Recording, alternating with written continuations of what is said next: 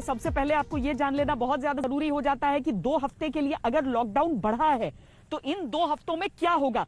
क्या किसी को खास रियायतें मिलेंगी, क्या किसी पर कुछ अंकुश ज्यादा लगेगा। तो 3 जोन्स में तो बंटवारा है भारत के अलग अलग जिलों का, और 17 मई तक का जो पूरा समय रहेगा, 3 मई से लेकर 17 मई तक का समय, उसमें एमएचए की गाइडलाइंस क्या कहती हैं वो गाइडलाइंस हम आपको समझाते हैं।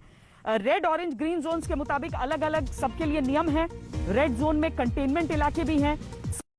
किन आधार पर बनाए गए हैं ये गुरुवार को गृह मंत्रालय ने तय किया था। हम इनके बारे में आगे और विस्तार से बताएंगे, लेकिन पहले आज गृह मंत्रालय ने जो आदेश दिया है उसे समझिए।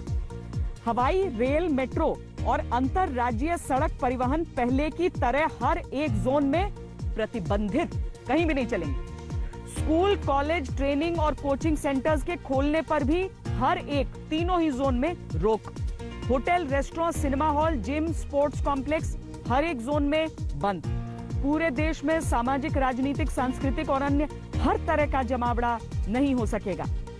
धार्मिक स्थल भी कहीं भी आम श्रद्धालुओं के लिए नहीं खुलेंगे। इसके अलावा कोई भी जोन हो, शाम 7 बजे से सुबह 7 बजे तक आम लोगों का गैर जरूरी कामों से निकलना प्रतिबंधित रहेगा।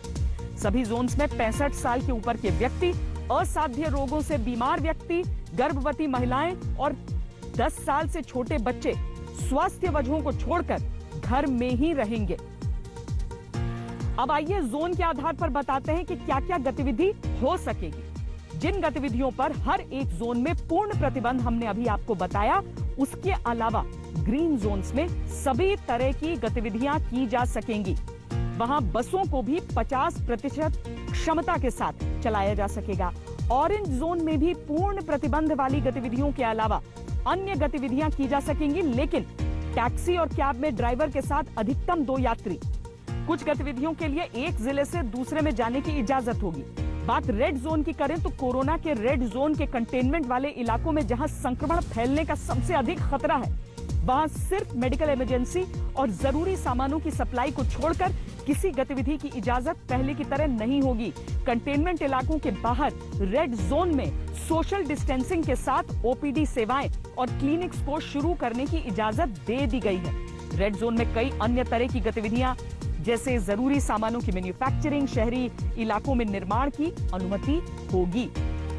लेकिन शहरी इलाकों में मॉल और कॉम्प्लेक्स में दुकानें नहीं खुलेंगी। सिर्फ जो अलग अलग दुकानें होती हैं, स्टैंड अलोन दुकानें, वो खुलेंगी। जबकि ग्रामीण क्षेत्रों में सभी औद्योगिक और निर्माण गतिविधियां, जिनमें मनरेगा के काम, खाद्य प्रसंस्करण इकाइयां और ईंट भट्टे शामिल हैं, इनको अनुमति दी गई है। सरकारी दफ्तर में सभी अफसरों और 33% कर्मचारियों की क्षमता के साथ खुलेंगे।